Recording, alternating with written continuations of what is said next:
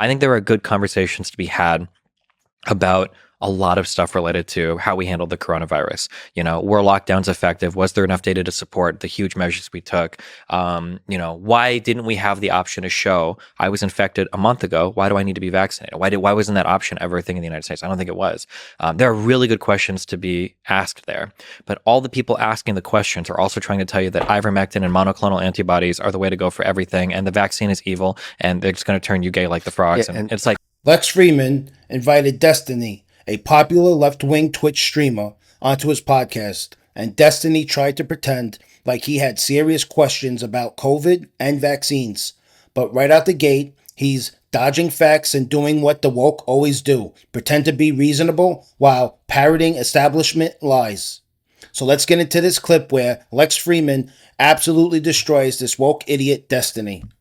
Jesus, there's no place to reasonably criticize from, because all of the people that are criticizing aren't doing it with an open mind, or they're not reading studies or doing anything. They're saying I do my own research, which means they listen to whatever the last guy on Joe Rogan said, and now they're parroting that opinion 100%. Easy now. Yeah. Easy now, bro. The last guy on Joe Rogan, not Joe Rogan. Okay, that Robert Malone guy on Joe Rogan got me real fired up. That's one guest. People see him as the father of mRNA technology. He published one paper. Okay. What do you mean, people? Which people think that? Joe Rogan fans. I get I run into these people. I start arguing with people, and they start setting me. But what about? I'm a Joe Rogan fan, and I appreciate the vaccine. That's good. I'm glad you do. But there's definitely but you said there's a type. There's a type. What's the type? What's the type of Joe Rogan fan? Anti-establishment. I think that's not Joe Rogan. That's a general public discourse. There's a default anti-establishment on the right and the. Destiny tries to act like Joe Rogan's fan base is radicalized and tries to say that Dr. Malone is not credible. We all know that Joe Rogan and Dr. Malone were criticized for saying the best way to fight the coronavirus is natural immunity. And we know now that to be true.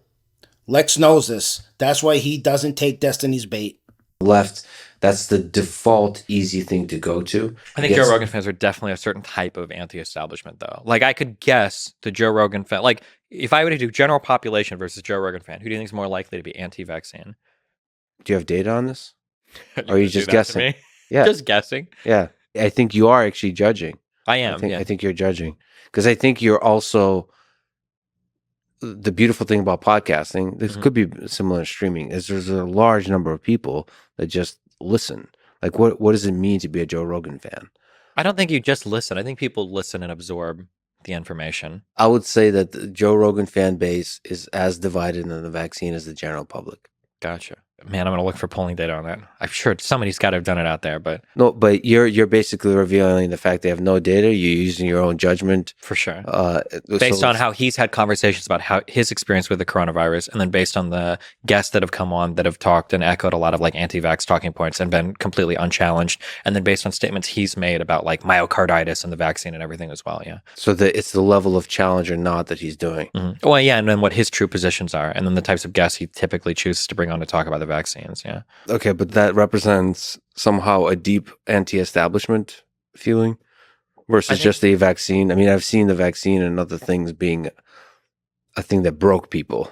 The coronavirus, that whole 1 or 2 years broke a lot of people. There's a lot of emotion, and the emotion quickly solidified into an opinion that almost had nothing to do with thinking through and updating your knowledge and so on. You just made up your mind. Yeah, but I think a lot of it comes from that anti-establishment place. What the vaccine represents the ultimate of establishment. It was a huge private company backed by a huge public government, and there's Fauci, and there's Biden, and there's Pfizer, and there's all these countries locking us up in our homes. Finally, something real sneaks through.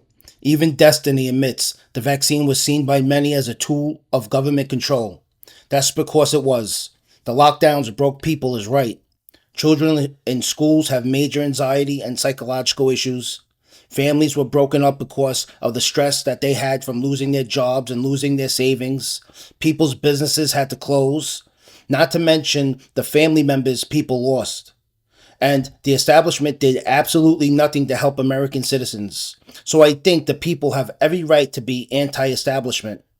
And Joe Biden literally tried to force it through OSHA, violating body autonomy in the name of safety. to do a thing. Like the vaccine was like the ultimate like submission tool to like show you that the government owns you. Not only do you have to get injected once, it's a series, and then you got to get boosters, and it's like they're trying to keep you under their thumb, and that's the control. I feel like that vaccine became like the ultimate rallying cry between like, do you support? Are you a sellout that is going to believe whatever the government tells the sheep to take, or are you going to be like the guy that stands against the crowd and gets fired from his job and pulls his kids from school because they're not going to let the evil Fauci medicine, jab them in the arm? And the funny thing is, the crowd that stands against the institution is not larger than the crowd of sheep. There's like one sheep standing there. Sure, yeah, or it feels that way sometimes. One vaccinated sheep. Well, okay. What's the defense of institutions? Lex is making a killer point here. He's exposing how so-called experts in academia are too cowardly to speak out. They're scared of losing tenure, grants, or getting canceled. Meanwhile, the real scientists who took risks like Malone, McCullough, Atlas were silenced. How do you regain the trust of institutions? Like, first of all, do you think that there's ways in which WHO, CDC failed? And do you think there's criticism towards Pfizer and the big pharma companies that's deserved? Damn, there's the pharma companies. I'm not sure. For CDC and WHO, so here's a criticism that I have of all of academia, and I feel it's stronger and stronger every day. I don't think it's enough to be a researcher or to be correct about issues. Academia needs to increase its ability to communicate. It is just an unbelievable, unmitigated failure that academics are unwilling to wade into the complicated topics that exist today because other people are, First you call me spineless, and then you call me a bad communicator. But no, look, you're here, you're doing it. So you get props from me, okay? Good job. That motherfucker. But there are like so many, but I'm sure that you must have heard another fellow academic, a fellow colleague express some amount of frustration about like in their specific discipline, they know something to be true and they know that like a lot of the messaging is like wrong or bad in the public about it, but they're never going to step out and say anything because either one, they're very measured and careful with their take, which they feel is incompatible with what people want to hear, or two, they're really worried that they might be incorrect. So they're going to be cautious while everybody else is going out and like hardcore in their opinion. And they also don't have the support of institutions for them to go out on a limb. Yeah, that too. So like to take risks. For example, I've heard that with lab leak theory. I've had a lot of virologist friends that are like, yeah, it's obviously leaked from a lab. Okay. Like early on. Oh, maybe. Okay. We can fight over this one, but No, sorry, go ahead. Keep talking. We can fight over this. But like I should sort of backstep and say like, that's like, you talk about shooting the shit. You haven't really investigated, but it's your gut. Mm-hmm. Like this doesn't make any sense. Mm-hmm. They would never say that publicly. Of course. Mostly because you're saying like, what they would all say is like, we want to see data. Yeah, which would be good, which is fine. So they're going with like this is too many coincidences in the same place. That's the logic. But they don't want to say anything because there's no data. You need to have evidence. You need to have actual evidence to say one way or the other. There's that. But there's also, just like you said, I mean, effective communication. You're a fan of Sean Carroll. Yes. He's like one of the only people in this whole planet that I like besides you. I love Sean Carroll.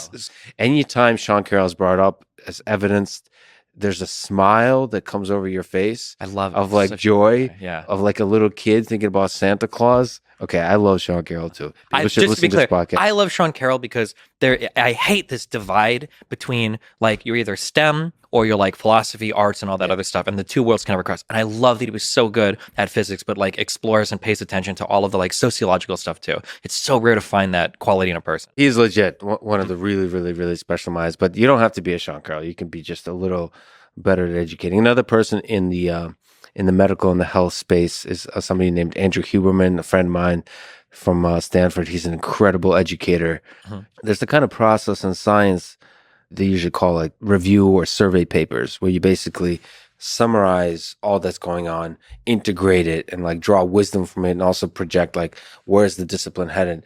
And Andrew does that basically on all these subcomponents of the different stuff going on in neuroscience and biology, neurobiology, all that. He does a podcast called Huberman Lab, where he just summarizes all and is able to explain like what does that actually mean for your life in terms of protocols of how to make your life better. I feel like people should be able to do that more and more. But with virology, and oh boy, that's a tricky one. That's a really tricky one. I wish that people could have honest conversations. Like I attack a lot of people that do the lab leak theory stuff, but truly, we should be able to have that conversation publicly. It always feels like the people that are having the conversation don't ever really want to have the conversation. They're not being honest. Like I'm a guy that like does his own research, and it's so boring reading studies, and a lot of it I can only. What's crazy is Destiny mocks people for not doing their own research. But here's the kicker. He doesn't present any studies himself. Lex, meanwhile, is quoting real data and calling out the media narrative manipulation. It's like watching a YouTube fact checker try to debate a physicist. I do abstracts and it's so much work. But I'll never ever say that about myself. I'm a guy that does his own research, because every time I hear somebody say that, they don't do any research. When they say they do their own research, what they mean is they've seen one podcast and their opinion on it is completely. What podcast is that? Definitely not mine, because if it was mine, I wouldn't be criticizing anything they say. Mm-hmm. Right. But yeah, so like lab leak is another one where it's like, well, how do you know it's lab leak? How do I know it's lab leak? Because Fauci lied and Hunter Biden laptop, and it's like, okay, come on, you haven't engaged with it at all. There's really interesting research that shows, there's a really strong study that shows that there's like a high degree of certainty that it came from the wet markets. Very, very high degree of certainty. And there was an article that came out recently where it's like, Senate concludes that virus actually came from the Wuhan virology lab or whatever. And that whole article, if you actually read it, it never says that in the article. I don't know why they tweeted it with that headline. But yeah, it's to back up. I'm sorry.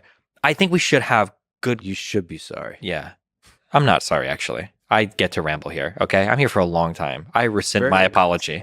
Okay. I actually rescind my apology. You said it best, Destiny. You're just rambling. Meanwhile, Lex kept it cool, fact-based, and logical. This wasn't a conversation. It was a masterclass in calmly exposing nonsense. Lex Fridman just showed how to take down a talking point machine like Destiny. Not by yelling, but with facts, questions, and calm logic. And that's what we need more of today. If you're tired of seeing the truth censored and the narrative always pushed from the left, subscribe to this channel. We've got more truth bombs coming your way.